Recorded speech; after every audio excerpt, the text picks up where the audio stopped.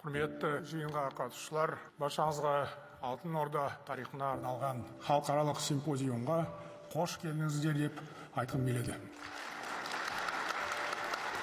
Ең алдымен Астанаға арнайы келген қадірлі меймандарға шынайы ризашылығымды білдіремін.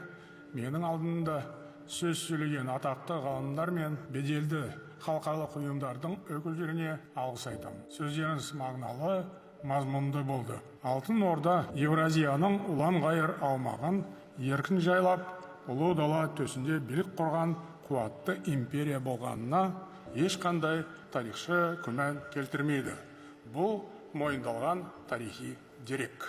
Алтын Орда батыс пен шығысты жалғап, түрлі өркениеттердің дамуына, мемлекеттердің қалыптасуына ерекше ықпал еткен аса ірі саяси құрылым болды. Бұл да дәлелденген дерек.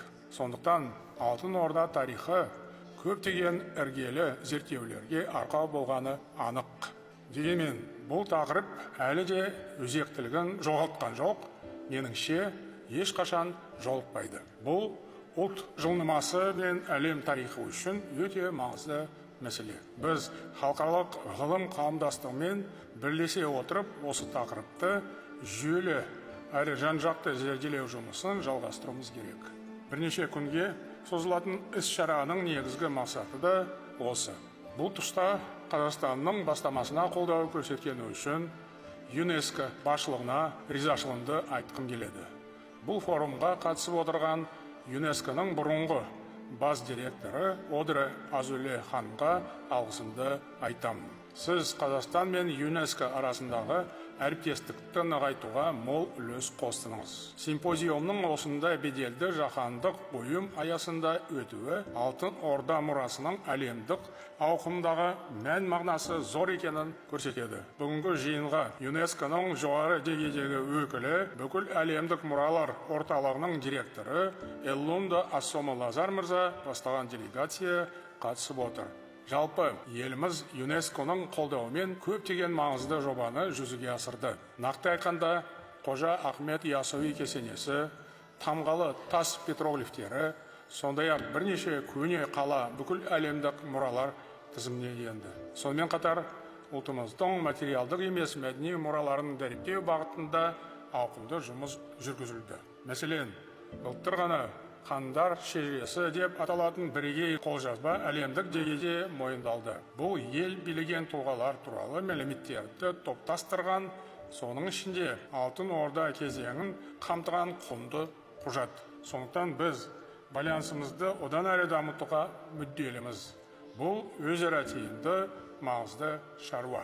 Важно, что этот симпозиум объединил разные исследовательские школы, специализирующиеся на истории Золотой Орды и истории Великой Степи. Здесь можно по справедливости отметить роль российских ученых, которые многие годы плодотворно занимаются изучением этой большой темы, сумели сформировать массив научных работ, дающих обширные знания о Золотой Орде.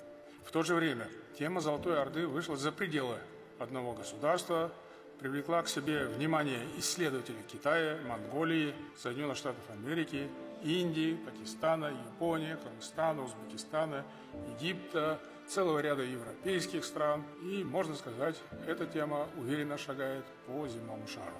Түптеп келгенде, Алтын Орда жылнамасы адамзатқа ортақ тарих. Бүгін өтіп жатқан бірге симпозиум әлемдік ауқымдағы мұраны жүйелі зерттеу жұмысын жаңа сапалық деңгейге көтереді деп сенемін. Осы жерде отырған ғалымдар мен сарапшылар бұл міндетті іске асыруға елеулі үлес қосуда. Бұл маңызды жұмыста сіздер оң нәтижеге қол жеткізесіздер деп сенемін. Уважаемые участники симпозиума, в Казахстане история Золотой Орды рассматривается как сложный, многомерный период мировой летописи. Упрощать данное обстоятельство ни в коем случае не следует, ибо это неизбежно приведет к линейному взгляду на это уникальное явление мировой истории, что чревато историческими ошибками, которые, в свою очередь, могут сдетонировать добрые отношения между государствами и народами. К сожалению, подобные случаи, связанные с различной трактовкой крупных исторических событий мирового значения, мы уже наблюдаем. В нынешней крайне сложной и напряженной геополитической ситуации важно уметь находить в истории человечества убедительные и вдохновляющие факты выстраивания мира созидательных конструкций и создания диалоговых платформ, не замыкаясь на мрачной хронологии войн. Понимаю, это нелегкая задача, потому что вся мировая летопись от древнейших времен до настоящего времени щедра на подробное описание именно войн и вооруженных конфликтов. Причина такого явления вполне понятна. Войны с их неисчерпаемым конфронтационным потенциалом гораздо легче поддавались описанию, нежели монотонные процессы созидания в условиях мирной жизни. Кстати, знаменитый роман Льва Толстого «Война и мир» – это феноменальное и фундаментальное описание скорее войны, чем мира. Там больше говорится о войне, чем о мире. Но именно сейчас, когда мировое сообщество подошло к исторической дорожной развилке и стоит перед цивилизационным выбором, критически важно объединить усилия авторитетных профессиональных ученых, чтобы представить нашу общую историю как фактор единения народов.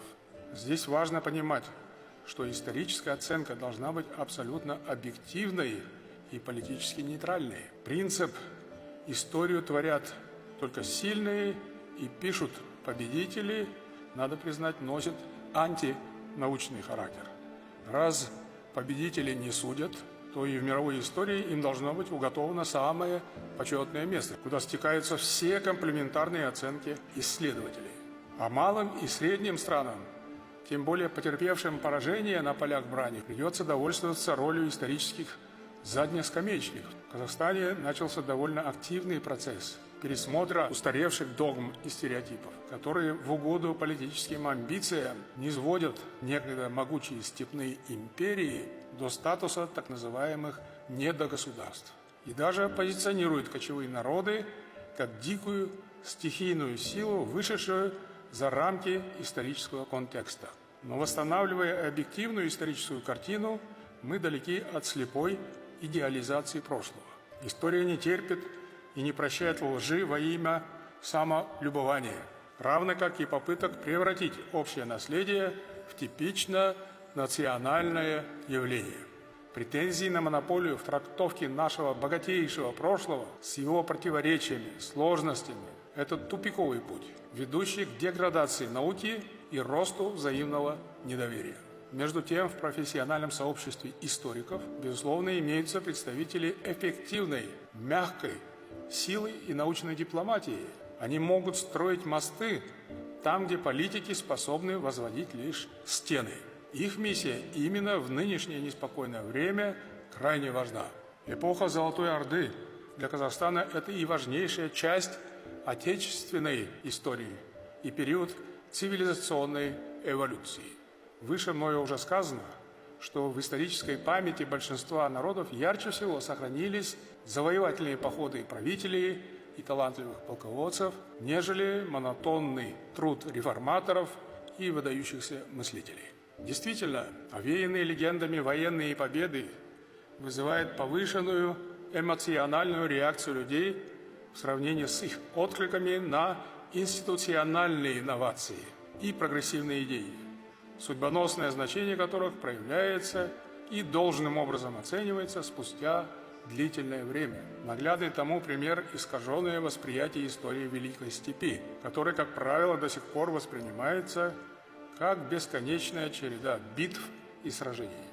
Такой одномерный подход заметно упрощает, искажает историческую реальность, втискивая сложное, многослойное бытие Великой Степи, особенно Золотой Орды, Прокрустово ложе, банальной военной хроники. Полагаю, высокий междисциплинарный уровень развития современной науки все же позволит усовершенствовать процесс объективного изучения истории Золотой Орды. Учитывая, что в этом зале сегодня собрались авторитетные исследователи того периода, хотел бы вкратце изложить собственное видение основных направлений научных изысканий, которые, на мой взгляд, помогут расширить перспективы позитивного переосмысления истории Золотой Орды. Первое. Изучение интеллектуального наследия. Феномен Золотой Орды невозможно осмыслить и понять в отрыве от богатейшего интеллектуального ландшафта, который формировался в сердце Евразии на протяжении более 1000 лет. Известно, что в средние века Великая Степь превратилась в один из мировых центров генерации прогрессивных идей. Расцвет интеллектуальной мысли в Центральной Евразии произошел на благодатной почве, вобравшей в себя энергию кочевого мира, тюрко-монгольское наследие, исламские традиции и мировоззренческие принципы христианского сообщества наций. Это был непрерывный процесс положительной эволюции идей. Каждое столетие добавляло новые ценности в сокровищницу мысли Великой Степи. Без осознания и признания этой глубинной преемственности трудно объективно оценить стремительный взлет Золотой Орды. И здесь, конечно же, огромное значение имеет богатейшее наследие выдающихся мыслителей, творивших научные, философские, литературные шедевры задолго до основания Золотой Орды. Прежде всего, это Абу Наср аль-Фараби, один из незыблемых столпов мировой философии, вошедший в историю как второй учитель мира после Аристотеля. В трактате о взглядах жителей добродетельного города он широко и убедительно представил видение путей достижения общего блага на основе справедливости, знаний, нравственного совершенствования. Его идеи являются ключевым ориентиром для понимания последующей политико-философской традиции тюрко-мусульманского мира. Безусловно, особое место в интеллектуальном наследии Великой Степи занимает личность великого Ходжа Ахмед Ясауи. Он положил начало формированию так называемого тюркского ислама, органично сочетающего универсальные мусульманские ценности и местные духовные традиции. По сути, именно он предложил всем народам Великой Степи совершенно новую идеологическую доктрину, ставшую основой нашего мировоззрения и в настоящее современное время. Воззрения Ясауи стали неотъемлемой частью культурного кода Великой Степи, а его мавзолей в Туркестане признан объектом всемирного наследия ЮНЕСКО. Сам же город Туркестан на протяжении веков и настоящего времени остается главным духовным и политическим центром региона. Считается сакральной столицей тюркского мира.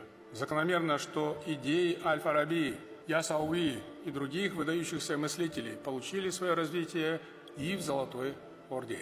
К примеру, именно в ту эпоху произошел грандиозный по своему идеологическому масштабу синтез тюркского языка, исламской книжной традиции и многовековой степной мудрости. Это явление ярко проявилось в литературе золотоордынского периода и стало сердцевиной Золотого века тюркской словесности. Символично, что в этом году исполняется 800 лет легендарному кюю Ахсак Кулан, который, по сути, положил начало рождению эпической поэзии в сопровождении главного музыкального инструмента Великой Степи – домбра. Не случайно наследие таких сказителей Жирау, как Кетбоа, Асан Кайгы, Шалкиз, Доспамбет, до сих пор живет в традиционных жанрах искусства нашего региона. В эпосах того периода Ер Едиге, Алпамыс, Кобланды, Ер Тарган воспеты герои и события общей истории казахов, татар, башкир, ногайцев, каракалпаков и других народов.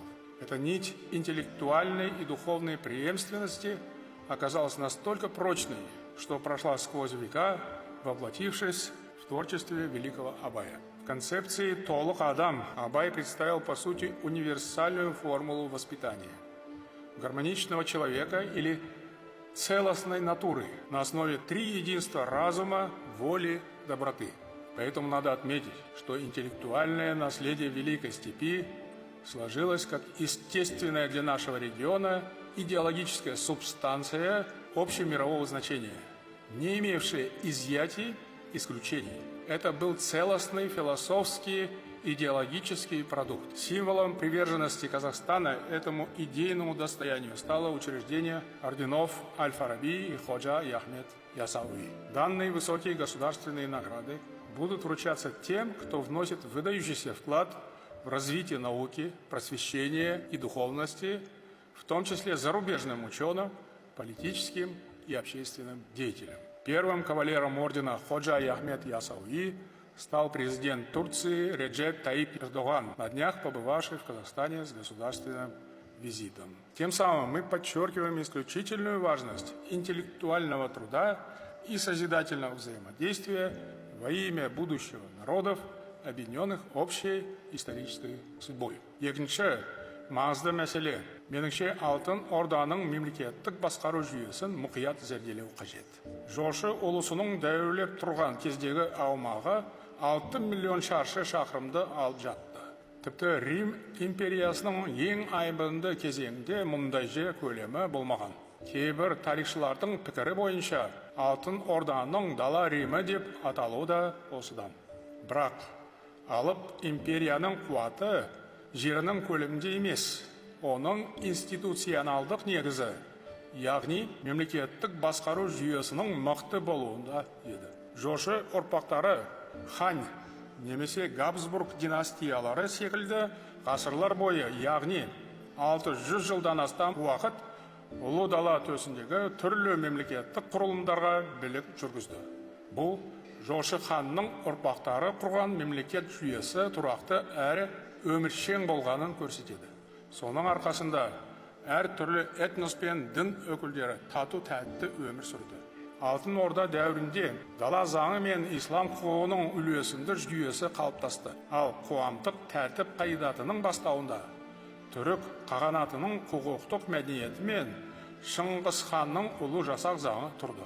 Заң үстемдік құрған алып империяның әр түкпірінде адамның және оның мал мүлкінің қауіпсіздігі толық қамтамасыз етілді. Бұл қоғамдық тәртіп болды деген сөз. Бұдан бөлек Алтын Орда заманында озық іс жүргізу жүйесінің болғаны туралы нақты тарихи деректер бар. Сондай-ақ Құрылтай институты дала демократиясының бірегей үлгісі ретінде қызмет етті. Ұлыстың әлеуметтік құрылымы айқын әрі тұрақты болса да, қоғамда қатып қалған қағида емес, әділдік басты рөл атқарды. Әскерде және мемлекеттік аппаратта темірдей тәртіпке, мінсіз қызмет пен меритократия қағидасына ерекше назар аударылды. Мұның бәрі алып державаны мекен еткен барлық этнос және түрлі топ өкілдеріне мол мүмкіндік берді. Осылайша, ұтымды ішкі және сыртқы саясаттың арқасында қоғамда тұрақтылық сақталды. Мемлекетте өсіп өркендеді. Алтын Орда Мысыр мәмлүктерімен, Ватиканмен, Византиямен, Осман империясымен және Еуропа елдерімен тығыз дипломатиялық байланыс орнатты. Жалпы тарихта ұлы дүрбелең, яғни 14 ғасыр деген атпен қалған саяси дағдарыс кезінде де Алтын Орданың мемлекеттік басқару жүйесі сыр берген жоқ. Яғни тұрақтылығын сақтап қалды. Бұл жүйені кейін Евразия аймағындағы көптеген мемлекет басшылыққа алғаны баршаңызға мәлім. Үшінші өзекті мәселе Алтын Орданың экономикалық құрылымын жан-жақты зерттеген жөн. Баршамызға белгілі, ежелдегі Месопотамия, Мысыр, Қытай, Үндістан өркениеттері көп жағдайда өзен аңғарларын игеру арқылы қалыптасты. Ал ұлы дала мүлде басқа тарихи даму жолынан өтті. Осыдан 5000 жыл бұрын қазіргі Қазақстанның солтүстігінде орналасқан Ботай жерінде адам баласы ең алғаш рет жылқыны қолға үйретті. Бұл әлем тарихына түбегейлі жаңа сипат берген оқиға болды. Атқа міну мәдениетімен қатар дала өркениетінде стратегиялық ойлау қабілеті және мейлінше қолайлы өмір сүру салты пайда болды. Осылайша Алтын Орда Евразияның ұлан ғайыр даласындағы барлық негізгі көлік, сауда және гуманитарлық байланыстарды бақылауда ұстап, салт атты көшпенділер өркениетінің ең биік шыңына көтерілді. Бұл орайда көшпенділік пен отырықшылық салтының үлесін табуы Алтын Орданың тарих сахнасына жарқырай шығуының бірден бір себебі болды деуге толық негіз бар. Түптеп келгенде Алтын Орда көшпенділер өмірін қаладағы қол өнер мәдениеті мен сауда жолдарын өзара тығыз байланыста дамыту арқылы тұрақты ақша және салық жүйесі бар экономикасы дамыған ел ретінде қалыптасты. Көптеген беделді ғалымдардың пікірінше, қазір Алтын Орданың ақша жүйесінде мән маңызы айрықша жаңалықтар ашылып жатыр. Археологтар осы кезге дейін беймәлім болып келген ондаған тиын сарайын тапты. Мамандардың айтуынша, нағыз өрлеу кезеңінде Алтын Ордада шамамен 28 миллион күміс тиын соғылған. Қазіргі таңда мемлекеттік және жеке қордағы сол дәуірге тиесілі тиындардың жалпы саны 1 миллионға жетеді. Қазақстанның ұлттық валютасы теңге атауы ұлыстың даңқ сөзінен тамыр тартады. Денге сөзінің түбірі де осы ұғымнан тараған болуы мүмкін. Бұған жай ғана лингвистикалық сәйкестік ретінде қарауға болмайды. Бұл кең байтақ аймағымызда пайда болған ақша жүйесінің Алтын Орда заманында жасалғанын көрсететін нақты дәлел.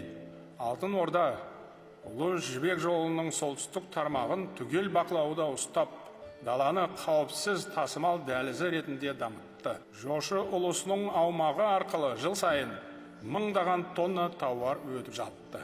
Атап айтқанда, Қытайдан жібек, Үндістаннан дәмдеуіштер, Ресей жерінен тері өнімдері, Еуропадан таяу және орта шығыс елдерінен қолөнер бұйымдары тасымалданды. Алтын Орда сол кезеңдегі көптеген мемлекетке қарағанда өз дамуында стратегиялық ашықтық қағидатына берік болды. Бұл ұстаным қалалардың тұрпатынан да анық байқалды. Себебі ұлыс гүлденіп тұрған заманда қалаларды биік қамалмен қоршап тұйықтау болған жоқ. Әр қала қарқынды сауда орталығы ретінде адамдардың еркін қозғалысына бейімделіп дамыды. Бұл тәжірибе дала мен қала арасында қақтығыстар толастамады деген аңыз әңгімелерді түбегейлі жоққа шығарады. Керісінше, осы байланыстар орта ғасырдағы ең оңтайлы мемлекеттілік үлгісінің негізін қалады. Алтын Орда дәуірінен қалған қалалардың материалдық мәдени мұралары соның айқын көрінісі. Ғалымдардың мәліметіне сәйкес, Алып империяның құрамында 100-ден астам шаһар болған. Алтын Орда дәуірінде қала тұрғындарының тұрмысын жақсарту үшін озық инженерлік тәсілдер қолданылды. Мұны түрлі археологиялық қазба жұмыстарынан анық байқауға болады. Высокий уровень производства и масштаб строительной индустрии того времени воплотились в золотоордынском кирпиче. Этот востребованный строительный продукт широко применялся на всем пространстве от Иртыша до Дуная. В целом можно сказать, что Золотая Орда породила или создала протоглобальный рынок, в рамках которого предприимчивые люди со всех концов Евразии свободно торговали и вели дела, способствуя общему прогрессу. Высказанные мной исследовательские направления, разумеется, не претендуют на исчерпывающее видение. Это лишь контуры дальнейшего научного поиска, которые позволят по-новому осмыслить роль Золотой Орды и преодолеть инерцию исключительно военно-политического восприятия истории. То есть историю нельзя постоянно оценивать с позиции военно-политических аспектов. Важно в полной мере раскрыть цивилизационную матрицу Золотой Орды с ее глубокими интеллектуальными и духовными традициями, эффективными институтами и развитой экономикой. Это необходимо не только для всесторонней научной реконструкции прошлого, но и для понимания истоков государственности, идентичности и, по сути, общей истории народов Центральной Евразии. Құрметті ғалымдар және сарапшылар, баршаңызға белгілі, Қазақстан соңғы жылдары ауқымды саяси және экономикалық реформаларды жүзеге асырып жатыр. Бұның еліміз үшін аса маңызды және өте жауапты қадам екені сөзсіз. Сондықтан біз алдымызда тұрған міндетті жақсы түсінеміз.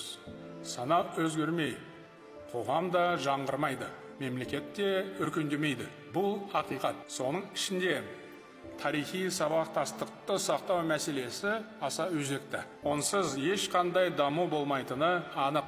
Өткенге құрметпен қарамасақ, жарқын болашаққа қарай бет алу да қиын болмақ. Сол себепті біз озық ойлы ұлт ретінде тек қана алға қарай нық сеніммен қадам басамыз. Жалпы ұлттық референдумда қабылданған жаңа конституцияда мыңдаған жылдарға созылатын тарихы бар ұлы дала сабақтастығын сақтау қастерлі парыз екені нақты көрсетілді. Өйткені біз мемлекет ісінде мәңгілік ел идеясын ту еткен Алтын Орданың тікелей мұрагеріміз. Алтын Орда мұрасы ұшан теңіз. Біз осы алып рухани тарихи қазынаны 21 ғасырға бейімдеп, жаңғырту үшін жүйелі жұмыс жүргізіп келеміз. Менің бастамаммен Қазақстанда жошы ұлысын зерделеу институты құрылды. Бұл осы тақырыпты терең зерттеумен айналысатын тұңғыш ғылыми мекеме. Қазіргі таңда әзірленіп жатқан Қазақстан тарихының академиялық жинағында алғаш рет Алтын Ордаға жеке том арналып отыр. Жошы ұлысының мол тарихи мәдени мұрасын жұрт жадында жаңғырту үшін фильмдер түсіріліп, кітаптар шығарылып жатыр. Сондай-ақ спектакльдер де қойылып, ескерткіштер орнатылып, көрмелер өткізілуде. Алайда Алтын Орданың мән маңызын терең зерделеп, оның тарихи рөлін жан-жақты насихаттау үшін мүлде жаңа, яғни халықаралық ауқымдағы жұмыс істелу қажет. Мен жақында Түркістанда өткен түркі мемлекеттері ұйымының саммитінде дала өркениетін дәріптеуге арналған арнайы орталық құруды ұсынды. Сонымен қатар, Алтын Орда мәселесін зерделеп жүрген шетел мамандарын жұмылдырып, баспа саласына қатысты іргелі бастамаларды қолға алу қажет. Креативті индустрия және медиа бағытындағы түрлі жобалар ең алдымен академиялық зерттеулерге арқа сүйеу керек. Жаһандану, жаппай цифрландыру және жасанды интеллект дәуірінде көшпенділік, яғни номадизм тұжырымдамасы туралы жаңаша көзқарас қалыптастыру өте маңызды. Бүгінде бұл ұғымның сипатын цифрлық көшпенділердің жасампаз рухы мен сарқылмас күш-қуатынан айқын көруге болады. Әділдік, ашықтық және мәдениеттер диалогы дала өркениетіне арқау болған құндылықтар. Осы мемлекеттілік дәстүрін жан-жақты зерттеу бүкіл орталық Евразияның ұзақ мерзімді дамуына ықпал етері сөзсіз. Қазір бұл аймақ жаңа сипаттағы қайта өрлеу, яғни ренессанс кезеңіне қадам басты деп айтуға болады. Біз әлемдегі маңызды геосаяси және өркениет орталығы ретінде өз тарихи миссиямызды қайта жаңғырта бастадық. Бұл үдерісте халықтарымыздың соның ішінде өскелең ұрпақтың теңдессіз рухы мен күш-қуаты шешуші рөл атқарады. Соның арқасында қазір біз алдымызда биік мақсаттар қойып, маңызды міндеттерді орындап келеміз. Сондықтан ата-бабадан қалған мол мұраны қазіргі заманның құндылықтарымен және озық технологиямен ұштастыру маңызды. Тарихты зерттеу дегеніміз өткенмен өмір сүру, немесе көнені көксеу емес. Ескіліктің шырмауында қалу, надандық пен қараңғылыққа апаратын жол. Түп тамырымызды толыққанды танып білу арқылы ұлт дамуының көкжиегін кеңейте түсу қажет. Біз осы қағиданы терең түсіне отырып, жаңа ата заңда мәдени мұраларымызды сақтауға, білім мен ғылымды, инновацияны дамытуға айрықша басымдық бердік. Бұл маңызды жұмысты бастап та кеттік. Мен бір апта бұрын жасанды интеллектіні орта білім беру жүйесіне енгізу туралы арнайы жарлыққа қол қойдым. Баршаңызға белгілі, қазіргі заманауи технология өмірдің барлық саласына түбегейлі еніп, ауқымды өзгерістерге жол ашып жатыр. Бұл үрдіс адамзат болашағына тікелей ықпал етері анық. Бір сөзбен, озық технология күн сайын аса жоғары қарқынмен дамыды. Бұл 21 ғасырдың ақиқаты. Біз мұны жақсы түсінеміз. Сондықтан заман талабына тез бейімделе алатын зерделі ұрпақ тәрбиелеуге баса мән беріп отырмыз. Бұл бағытта көптеген бастаманы қолға алып жатырмыз. Биыл тамызда елімізде ЮНЕСКО-ның қолдауымен жасанды интеллект бойынша халықаралық олимпиада өтеді. Аталған білім додасына 100 елден келетін оқушылар мен студенттер қатыспақ. Бұған қоса елімізде дүниежүзілік көшпенділер ойындары, болашақ ойындары сияқты бірегей жобалар кеңінен дәріптелуде. Сондай-ақ, осы жылы күзде Астанада тұңғыш рет AI фильм фестивалі өткізілмек. Біз жаңа цифрлық және көлік дәліздерін, мәліметтерді сақтау орталықтарын ашу үшін жүйелі жұмыс жүргізіп жатырмыз. Сол арқылы Ұлы Жібек жолын жаңаша сипатта жаңғыртып, көне ғасырлардағы әйгілі кітапханалардың заманауи нұсқасын ұсынуға мүмкіндік туады. Бұл шын мәнінде дәстүр мен жаңашылдық үйлесім тапқан озық заманның көрінісі болмақ. Еще раз подчеркну, настоящий прогресс возможен только там, где исторический опыт органично сочетается с прогрессом и устремленностью в будущее. Непростая история Золотой Орды, ее судьба напоминает нам, что подлинная сила государств зиждется на способности объединять разные культуры в единую систему плодотворного, гуманитарного и политического партнерства. Следуя этой стратегической линии, мы активно развиваем сотрудничество тюркских стран. Казахстан всецело поддерживает идею комплексного взаимодействия на пространстве Евразии для укрепления экономического и технологического потенциала всех стран региона. К примеру, в 2025 году на саммите ШОС мною была выдвинута инициатива трансалтайского диалога, которая органично взаимодействует с российской концепцией «Алтай – прародина тюрков». Жалпы тарихтан тартыс құралын жасауға болмайды. Тарих халықтардың арасын жалғайтын алтын көпір ретінде әділетті әрі қауіпсіз әлем құруға ықпал ету қажет. Сол үшін ортақ мүдде жолында күш біріктіріп, бірлесе әрекет етуіміз қажет. Бұл мәселеде ғылыми қауымдастық айрықша рөл атқаратыны анық.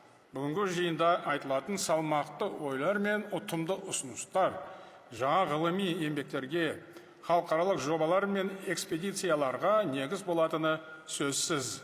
Біз бұл симпозиумды тұрақты түрде өткізуді жоспарлап отырмыз. Сіздер алдағы уақытта да осы маңызды жұмысқа мол үлес қоса бересіздер деп ойлаймын. Баршаңызға тағы зор алғыс айтамын. Шын мәнінде бүгінгі симпозиумның тарихи мәні айрықша.